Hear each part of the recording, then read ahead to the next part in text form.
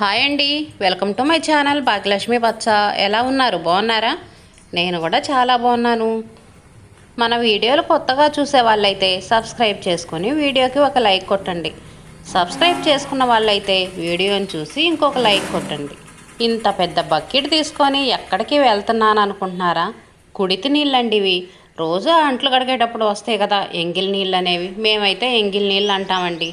ఇంకా అవన్నీ బకెట్లో పోసి ఉంచుతాను. బకెట్ కొంచెం నిండిన తర్వాత ఇంకా కుర్తిగాపులో పోస్తాను. బకెట్ నిండేదాకంటే మరీ ఎక్కువ రోజులు ఉంచాలండి. ఒక రోజు 2 రోజులు, మరీ ఎక్కువ రోజులు ఉంచామనుకోండి వాసన వస్తాయి, గేదెలు తాగవు. అందుకని 1-2 రోజులు ఉంచి ఇంకా ఇదిగోండి కుర్తిగాపులో పోయటానికి వెళ్తున్నాను. ఈ కుర్తిగాపు మా తోడుకోళ్ళ వాళ్ళది. మాకైతే గేదెలు లేవు కదా, ఇంకా అందుకని వాళ్ళ గాబులో పోస్తాను. కింద పారపోస్తే ఏమొస్తుందండి? ఇవన్నీ ఒక బకెట్లో పోసి ఉంచామనుకోండి గేదెలకు పోస్తే గేదెలు తాగుతాయి. ఇంక ఇదికండి కుర్తిగాపు దగ్గరకు వచ్చాను. ఇంకా కుర్తిగాపులో పోసేస్తున్నాను. గేట్లు ఓపెన్ చేసి ఉంచితే చాలండి, కుక్కలు వచ్చి కుర్తి బకెట్ దొల్లిను. ఇప్పుడు కొత్తగా అయితే కోతులు వస్తున్నాయి. కోతులు వచ్చి కుర్తి బకెట్ దొల్లిస్తున్నాయి. అవి దొల్లించడం ఏమో కానీ అది మొత్తం క్లీన్ చేసుకోలేక నా ప్రాణం పోతుందనుకోండి. అందుకని ఎప్పుడు గేట్లేసి ఉంచుతున్నా. గేట్లేసి ఉంచితే కుక్కలైతే రావు, కానీ కోతులు మాత్రం ఇంకా గోడలు దూకొచ్చేస్తాయిగా. జాగ్రత్తగా చూసుకుంటూ ఉండాలండి. ఒక్కోసారి అయితే ఈ కుర్తి బకెట్ ఇంట్లో పెట్టేస్తాను. అలా ఉంటుంది పరిస్థితి. పల్లెటూరులో ఉండేవాళ్ళు ఇంటిని నీట్గా ఉంచుకోవడం చాలా కష్టమండి.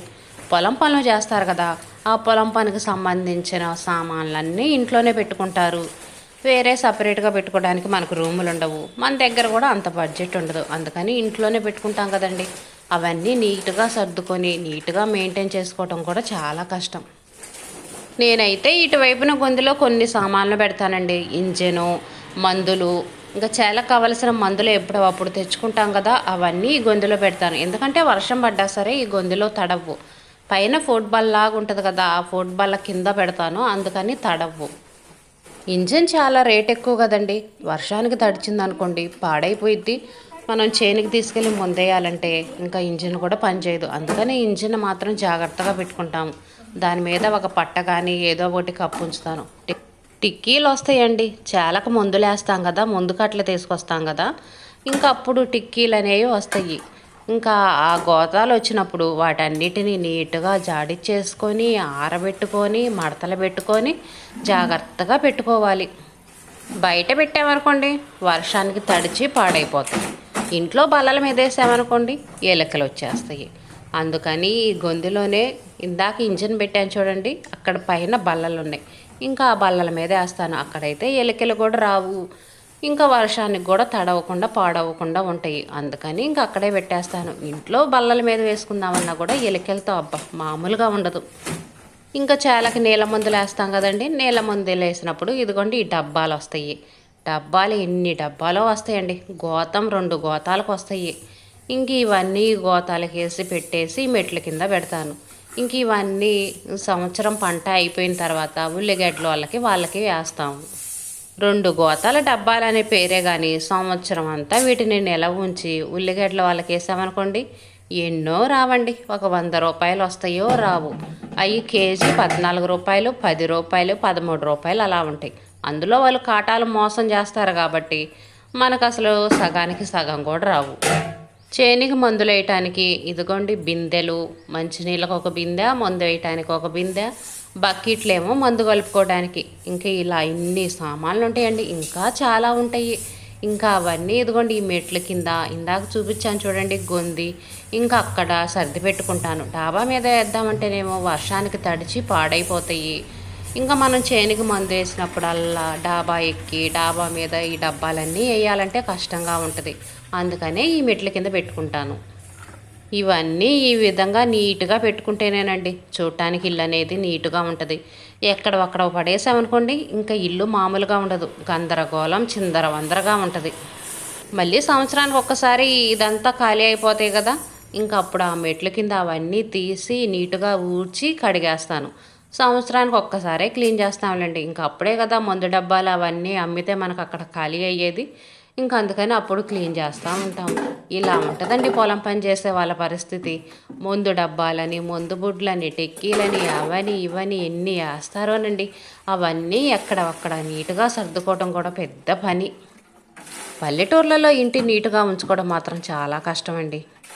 మళ్ళా ఇంకొక పని ఈ గాబులండి. గాబులు క్లీన్ చేసుకుంటా ఉండాలి. మాకేమో ట్యాంకీలు, ట్యాపులు అవన్నీ లేవు గదా! ఇప్పుడైతే అందరూ పెట్టించుకుంటున్నారు కానీ, పాత రోజుల్లో ఇల్లు కట్టుకున్న వాళ్ళకైతే ఇవన్నీ ఏమీ లేవు. ఇంకా మాలాంటోళ్ళకి ఇలా గాబులుంటాయి గదా! ఈ గాబులు 4 రోజులకోసారి పాచి పడతా ఉంటాయి. ఇంక వీటికి బ్లీచింగులు రాసుకుంటా ఉండాలి. ఇంట్లో ఒక గాబు, ఇట్లా బయట ఒక గాబు, 2 గాబులుంటాయి. బాత్రూంలో ఒక గాబు ఉండిద్ది, ఇదొక గాబు ఉండిద్ది. ఇంకా వీటికి వారానికి 4 రోజులకోసారి ఈ విధంగా బ్లీచింగులు రాసుకుంటా, క్లీన్ చేసుకుంటా ఉండాలి. ఒక్కసారి ఒక్కరోజు బద్దకిచ్చి వదిలేసామనుకోండి, గాబు మొత్తం పాచి పట్టిపోయి నీళ్ళన్నీ పాచిగా పచ్చగా ఉంటాయి. పల్లెటూరులో వాళ్ళ పనులు ఇలా ఉంటాయండి.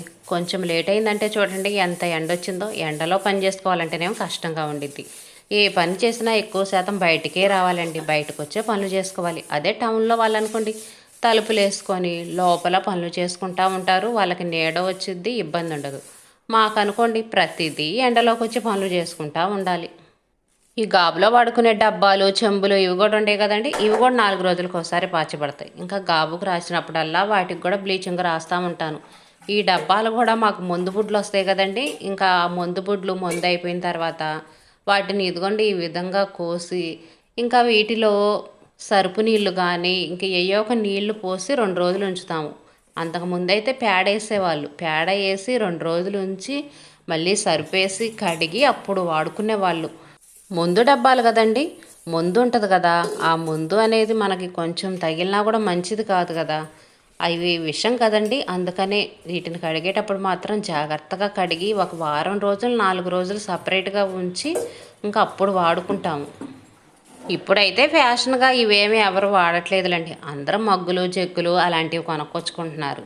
ఇంకా దినాలకి వాటన్నిటికీ ఇదిగోండి ఇలాంటి తెపాల్లో ఎన్నో వస్తున్నాయి. ఇంటి నిండా తెపాలే ఉంటున్నాయి. ఇంకా అవి తీసి వాడుకోవటం ఇలా చేస్తూ ఉన్నాము. ఈరోజు మాత్రం ఎండ మామూలుగా లేదండి. చాలా ఎండగా ఉంది. పల్లెటూరులో ఇంటి దగ్గర ఉండి ఇంట్లో పనులు చేసుకున్నా సరే ఎండండి ఎక్కువ ఎక్కువ ఎండ వచ్చింది. ఎండలోనే పనులు చేసుకోవాల్సి వచ్చింది ఎక్కువ శాతం. అందుకని నీడున్నప్పుడే పనులు అనేవి త్వరగా చేసుకుంటాం. అంట్లు కడగాలన్నా, బట్టలు ఉతకాలన్నా, ఏ పని చేసుకోవాలన్నా సరే బయటికి గాబు దగ్గరికి పరిగెత్తుకుంటా రావాలి. కూరగాయలు కడగటానికి నీళ్లు కావాలన్నా, మనం చేతులు కడుక్కోవడానికి నీళ్లు కావాలన్నా ఇలా బయట గాబు దగ్గరకు పరిగెత్తుకుంటా వచ్చేసేయాలండి. అలా కాకుండా మనకి ఇంట్లో షింక్ కానీ ట్యాప్లు కానీ ఉంటాయి చూడండి. అలా అయితే మాత్రం పని అనేది తేలిగ్గా ఉంటుంది. ప్రతి ఒక్క చిన్న పనికి బయటికి పరిగెత్తుకుంటా రావాల్సిన పని ఉండదు. ఇంకా బయట క్లీనింగ్ పనులు అన్నీ అయితే అయిపోయినాయండి. ఇంక ఇదిగోండి కూరగాయలు తెప్పించాను. కొన్ని కూరగాయలు లేకపోతే ఇంకా అవన్నీ సర్దుతున్నాను. ఎక్కువ కూరగాయలు ఏమి తెప్పించలేదులండి. ఏదో బంగాళదుంపలు, టమాటాలు, పచ్చిమిర్చి తెప్పించాను. బెండకాయలు అయితే చాలా ఉన్నాయి. అప్పుడు చెప్పాను కదా వేరే వాళ్ళు చాలా బెండకాయలు ఇచ్చారని. ఇంకా అవన్నీ సగం ఆ రోజు ఫ్రై చేశాను. సగం అయితే ఇంకా కవర్లో వేసి ఫ్రిడ్జ్లో పెట్టేశాను. ఇంక ఈరోజు కూడా బెండకాయ పచ్చడి చేయాలండి. ఇంకా మరిన్ని రోజులు ఉంచామనుకోండి పాచి పట్టినట్టు ఉండి ఇంకా పాడైపోతాయి. అందుకని ఈరోజైతే మాత్రం బెండకాయ పచ్చడి చేస్తున్నాను. పచ్చిమిర్చి మాత్రం భలే ఉన్నాయండి. ఫ్రెష్గా నవనవలాడతా బాగా గట్టిగా బాగున్నాయి పచ్చిమిర్చి. కాకపోతే తొడియాలు తీయటానికి రావట్లేదు. అన్నీ తొడియాలు ఇరిగిపోతున్నాయి. గ్రీన్ కలర్లో ఉంటుంది చూడండి మనకి పైన, అదైతే అసలుకి రావట్లేదు. 2 సార్లు తీయాల్సి వస్తుంది. మరి ఎందుకనో అలా ఉన్నాయి. వాళ్ళు నైట్ తీసుకొచ్చి కోతంలో వేసి అలాగనే ఉంచారట్టుంది. కొంచెం పాచి పట్టినట్టుగా ఉండి ఇంకా తొడిమ అనేది తీయటానికి రావట్లేదు త్వరగా. ఇంట్లో సరుకులు కూడా అయిపోయినాయండి.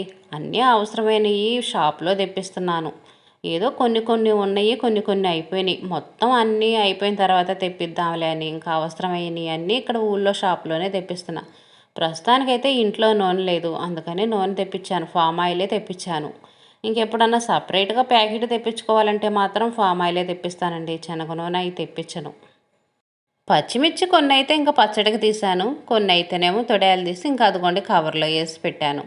బెండకాయ పచ్చడి అన్నా కదా, ఇంకా పచ్చడికి కావాల్సిన బెండకాయలన్నీ తీసి పక్కన పెట్టుకుంటున్నాను. బెండకాయ పచ్చడిలో టమాటా వేసుకుంటే కూడా చాలా బాగుండిద్ది. టమాటా కొంచెం పచ్చిగా ఉంది. పచ్చిగా ఉన్న టమాటాలు పచ్చడిలో వేసుకుంటే బాగుంటాయి. కలర్ కూడా బాగుంటుందండి. పచ్చడి బాగా తెల్లగా బాగుంటుంది. పచ్చి పచ్చి టమాటాలు వేసుకొని పచ్చడి చేసుకుంటే మాత్రం చాలా బాగుంటుంది. అందుకని బెండకాయ పచ్చడిలో ఒక్క టమాటానే వేస్తున్నాను. మరిన్ని అయితే వేయట్లేదు. ఇంకా కూరగాయలు సర్దేసి ఇదిగోండి ఫ్రిడ్జ్లో పెట్టేస్తున్నాను. మరిన్ని కూరగాయలు లేవులేండి. బాక్స్ అంతా నిండే అన్ని కూరగాయలు లేవు. ఇప్పుడు రేట్ ఎక్కువగా ఉంది కదా, ఇంక ఏదో ఒకటి రెండు కూరగాయలు తెచ్చుకోవటం, అడ్జస్ట్ అవ్వటం. ఇంకా చేలో పండిన ఇలాంటి కూరగాయలు లేదనుకోండి, ఊర్లోకి ఆకుకూర అమ్మొచ్చుది కదా, ఇంకా ఆకుకూర తీసుకోవటం, అప్పుడప్పుడు పప్పు వండుకోవటం, రసాలు పెట్టుకోవటం, ఇంక ఇలా అడ్జస్ట్ అవ్వటం. మేమైతే ఎప్పుడు ఏ కూరగాయలు చౌకగా ఉంటాయో ఇంకెక్కువ ఆ కూరగాయలు తెచ్చుకొని వాడుకుంటామండి. అలా ఉంటుంది పరిస్థితి. ఎక్కువ మధ్యతరగతి వాళ్ళు ఇలానే చేస్తారండి. ఏ కూరగాయలు చౌకగా ఉన్నాయి అనుకోండి, ఇంకా ప్రతి దానికి ఆ కూరగాయలు తెచ్చుకొని వాడుకుంటూ ఉంటారు. ఇంక ఈ రోజైతే బెండకాయ పచ్చడండి. నవీన్కైతే మాత్రం ఉల్లిపాయ రైస్ చేసి పంపించాను. ఇంక ఈరోజు వీడియో ఇదేనండి. వీడియో చూసిన వాళ్ళు తప్పనిసరిగా ఒక లైక్ ఇవ్వండి అబ్బా, ఇంత కష్టపడి వీడియోలు చేస్తున్నాము.